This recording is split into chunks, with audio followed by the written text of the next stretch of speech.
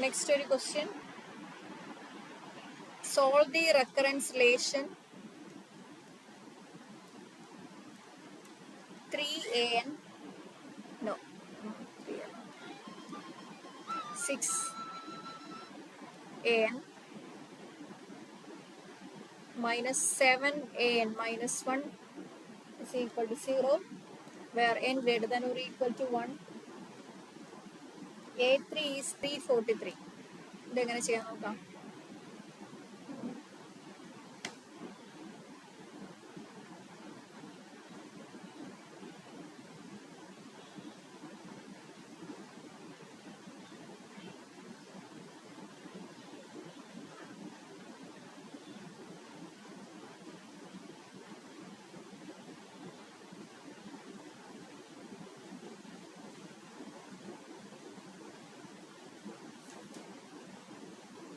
ഇതെങ്ങനെ ചെയ്യണ്ടേ? 6an is equal to 7an minus 1. an minus 1 is the previous term. അപ്പോൾ an 7/6 an minus 1. n greater than or equal to 1 because an minus 1 is there. So what is the d? Difference is 7/6. And what's the solution? And the solution is a naught into d raised to n. Solution of recurrence relation a naught into d raised to n. So what is a naught? A naught is not given. A3 is given. So a naught into 7/6 the whole raised to n is the solution. To find a naught, what is given? A3 is 343. So what's the formula to find A3? A naught into D3. That is 343. So A naught into D. 7/6 the whole raised to 3 is 343. So what is A naught? 343 into 6 raised to 3 by 7 raised to 3. 7 raised to 3 is 343. Correct? 6 raised to 3, 216. So A naught is 216. Therefore, what's the solution? A naught is 216 into 7/6 raised to n, where n greater than or equal to 0. കാരണം ഇവിടെ n ആണുള്ളത്. Okay, മനസ്സിലായ question? So 6an minus 7an minus 1 is equal to 0. ഇതുപോലെ ചെയ്യാം.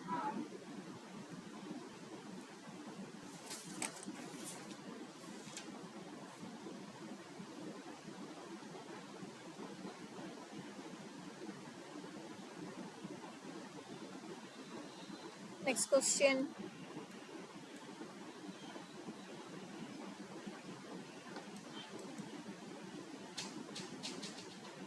A bank pays 6% annual interest on savings compounded annually. No, compounded interest monthly. Compounded interest monthly.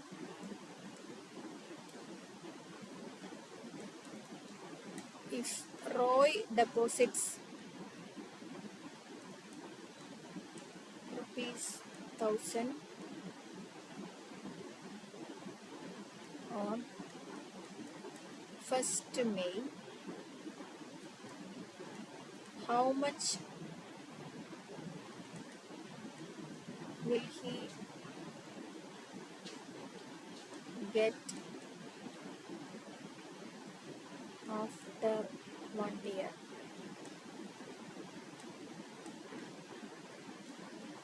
Next ഒരു question ആണ്. Bank pay 6% annual interest on savings compounded interest monthly. If Roy deposits 10,000 rupees on 1st May, ഒരു വർഷം കഴിഞ്ഞാൽ എത്ര കിട്ടുമെന്നാണ് അറിയേണ്ടത്. അപ്പോൾ ഇങ്ങനത്തെ ക്വസ്റ്റ്യൻ നിങ്ങൾ കണ്ടിട്ടുണ്ടാവുമല്ലോ. കോമ്പൗണ്ട് ഇൻട്രസ്റ്റ് എന്ന് പറയുമ്പം സപ്പോസ് എ നോട്ട് നമ്മൾ ആദ്യം ഇനിഷ്യലി നമ്മൾ ഡെപ്പോസിറ്റ് ചെയ്യുക അല്ലെങ്കിൽ ലോൺ എടുക്കുകയോ ചെയ്യാം. എന്നിട്ട് 6% ഇൻട്രസ്റ്റ് ആണെന്ന് വിചാരിക്കാം. n മാസത്തേക്കാന്ന് അല്ലെങ്കിൽ n വർഷത്തേക്കാന്ന് വിചാരിക്കുക. ഇയർലി ആണ് കോമ്പൗണ്ട് ഇൻട്രസ്റ്റ് എന്ന് വെച്ചാൽ എന്താ?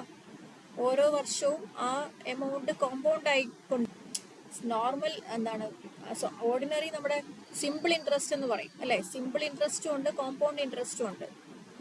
സിമ്പിൾ ഇൻട്രസ്റ്റ് ആണെങ്കിൽ എൻ ഇൻറ്റു ആർ എടുത്താൽ മതിയല്ലോ, ഇൻട്രസ്റ്റ് കിട്ടും. എമൗണ്ട് എന്ന് പറയുന്നത് എന്തായിരിക്കും? P N R plus P ആയിരിക്കും അല്ലേ? പക്ഷെ കോമ്പൗണ്ട് ഇൻട്രസ്റ്റ് ആണെങ്കിലോ, ഇൻട്രസ്റ്റ് എന്ന് പറയുന്നത് എങ്ങനെയായിരിക്കും? കോമ്പൗണ്ട് ഇൻട്രസ്റ്റ് എങ്ങനെയായിരിക്കും?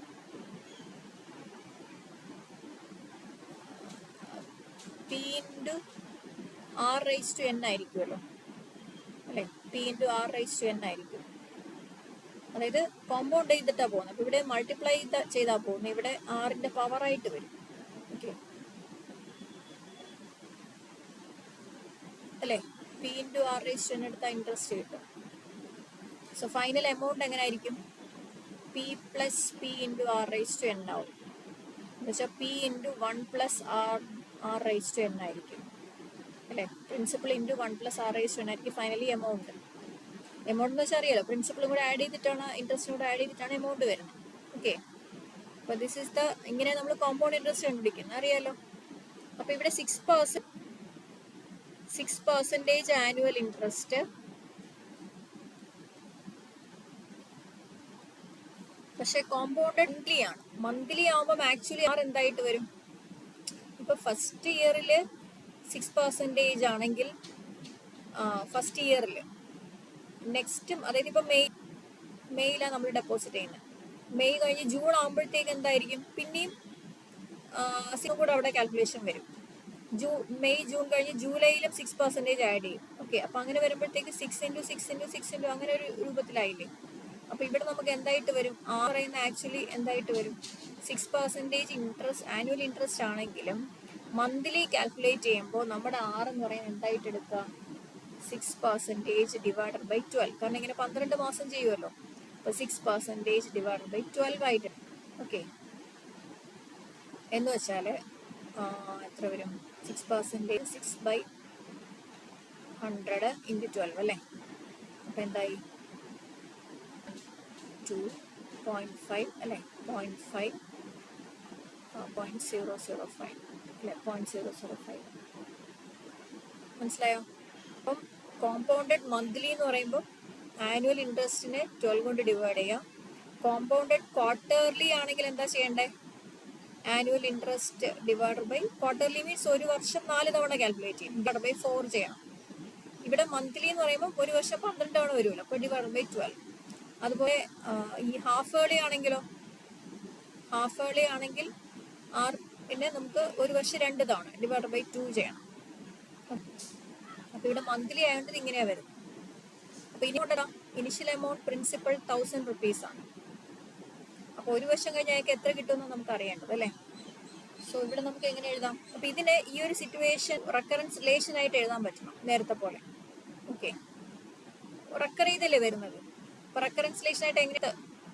n+1th amount in n+1th month. n+1th മന്തിലെ എമൗണ്ട് എങ്ങനെയായിരിക്കും?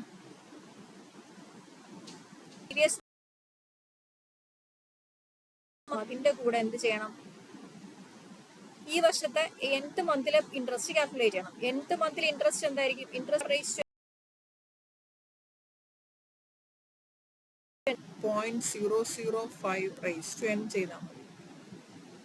റേസ് ടു n ആണ്. അപ്പം നമ്മൾ ഒരു മാസം ഒരു തവണ എടുക്കണം, ഒരു ഗ്യാപ്പിൽ എടുക്കുകയാണ്. ഇത് മെയ് പോകുന്ന കാൽക്കുലേഷൻ മാത്രമാണിത്. അപ്പൊ ഇത്രയും മാത്രമേ വരുള്ളൂ. an + an × 0.005 എന്ന് വെച്ചാൽ +1 = എന്തായിരിക്കും? an × 1.005 ആയിരിക്കും. ഓക്കെ, an + 1 എന്താണ്? an × 1.005. ഓക്കെ അല്ലേ? മനസ്സിലായി എല്ലാവർക്കും?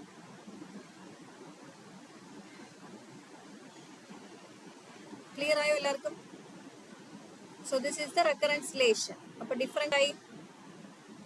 therefore d നമുക്ക് 1.005 ആയി. ഓക്കെ,